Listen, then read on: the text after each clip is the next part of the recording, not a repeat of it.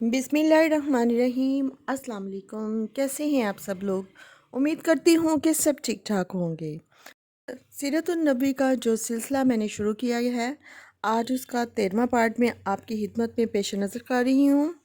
जो हज़रात जो बहन भाई न्यू हैं वो उनके लिए ये है कि ये सीरतुन नबी के मैंने किस्तवार सिलसिले शुरू किए हैं, जिसमें पार्ट 1 पार्ट 2 और अभी ये 13वें पार्ट पे पहुंच चुकी हूँ। अगर आप नबी करीम सल्लल्लाहु अलैहि वसल्लम की ज़िंदगी के बारे में स्टेप बाय स्टेप जानना चाहते हैं तो इन वीडियोस को लाजमी देखिएगा।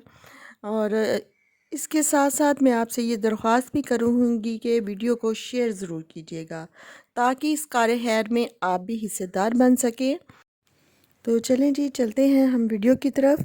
पिछली किस्त में मैंने आपको बताया था कि हज़रत आमना का इंतकाल हुआ। अब आगे चलते हैं।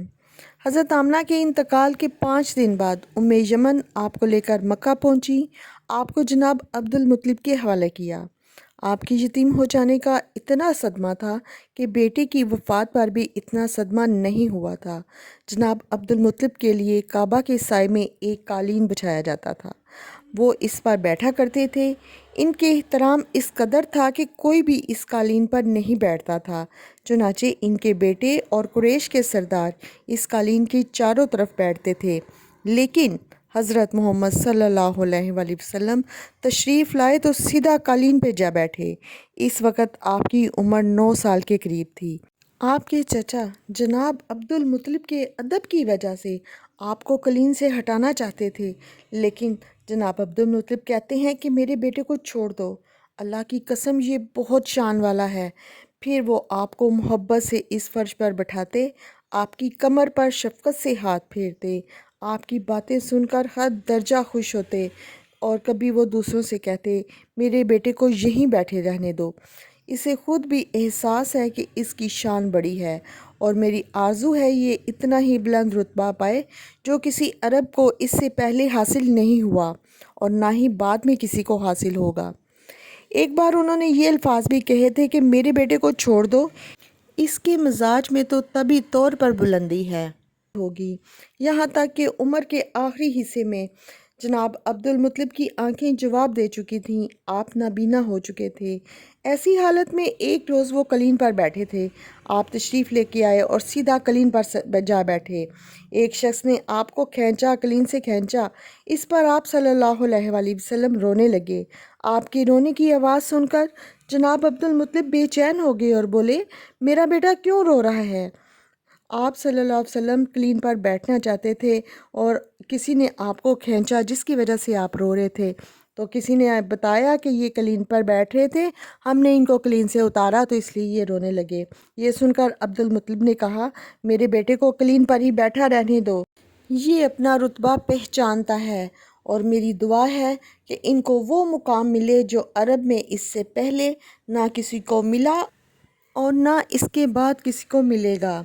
इसके बाद किसी ने भी आपको कलीन पर बैठने से नहीं रोका। एक रोज़ बनु मतलिज के कुछ लोग हज़रत अब्दुल मुत्तलिब से मिलने के लिए आए। इनके पास इस वक्त हज़रत मोहम्मद सल्लल्लाहु अलैहि वसल्लम भी तशरीफ़ फरमा थे। बनु मतलिज के लोगों ने आपको देखा। ये लोग क़याफ़ा शनास थे। आदमी का चेहरा देखकर इसके मुस्तकबिल के बारे में अंदाज़े लगाते थे।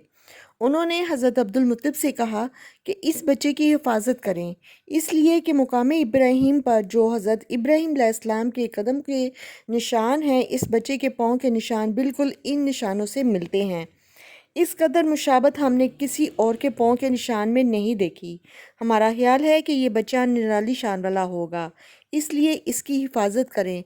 मुकाम इब्राहीम खाना काबा में वो पत्थर है जिस पर हज़रत इब्राहीम अलैहिस्सलाम की काबा की तामीर के वक़्त खड़े हुए थे और मोज़े के तौर पर इस पत्थर पर हज़रत इब्राहीम अलैहिस्सलाम के पैरों के निशान पड़ गए थे। लोग इस पत्थर की ज़ियारत करते हैं और ये मुकाम इब्राहीम है। चूँकि आप हज़रत इब्राहीम अलैहिस्सलाम की नस्ल से थे, इसलिए इनके पाँव की मुशाबत आप में होना कुदरती बात है।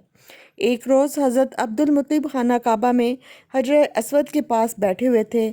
ऐसे में इनके पास नजरान के ईसाई आ गए। इनमें एक पादरी था। इस पादरी ने अब्दुल मुत्तलिब से कहा हमारी किताबों में ایک ایسے نبی کی علامت ہے جو اسماعیل کی اولاد میں ہونا باقی ہے۔ یہ شہر کی جائے پیدائش ہوگا اور اس کی یہ نشانیاں ہوں گی۔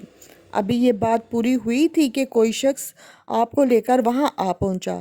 پادری کی نظر جو ہی آپ پر پڑی وہ چونک اٹھا، آپ کی آنکھیں اور کمر اور پیروں کو دیکھ کر چلا اٹھا۔ وہ نبی یہی ہیں، یہ تمہارے کیا لگتے ہیں؟ عبدالمطلب بولے، یہ میرے بیٹے ہیں۔ اس پر وہ پادری بولا، اوہ، تب یہ نہیں ہو سکتے، اس لیے کہ ہماری کتابوں میں لکھا ہے کہ ان کے والد کا انتقال ہو چکا ہوگا ان کی پیدائش سے پہلے۔ ان کے والد کا انتقال ان کی پیدائش سے پہلے ہو چکا ہوگا۔ یہ سن کر عبدالمطلب بولے، دراصل یہ میرا پوتا ہے۔ ان کے باپ کا انتقال اس وقت ہوا تھا جب یہ پیدا بھی نہیں ہوئے تھے۔ اس پر پادری بولا، ہاں تو یہ ہوئی نا بات، اس کی پوری طرح سے حفاظت کریں۔ جناب عبدالمطلب کی آپ سے محبت کا یہ عالم تھا کہ کھانا کھانے بیٹھتے تو کہتے، میرے بیٹوں کو لے آؤ۔ آپ تشریف لاتے تو جناب عبدالمطلب آپ کو اپنے پاس بٹھاتے، آپ کو اپنے ساتھ کھانا کھلاتے۔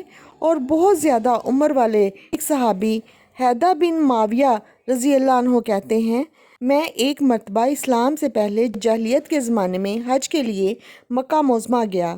وہاں پہ بیت اللہ کا طواف کر رہا تھا کہ میں نے ایک ایسے شخص کو دیکھا جو بہت بوڑھا اور بہت لمبے قد کا تھا۔ وہ بیت اللہ کا طواف کر رہا تھا اور کہہ رہا تھا، اے میرے پروردگار، میری سواری کو محمد کی طرف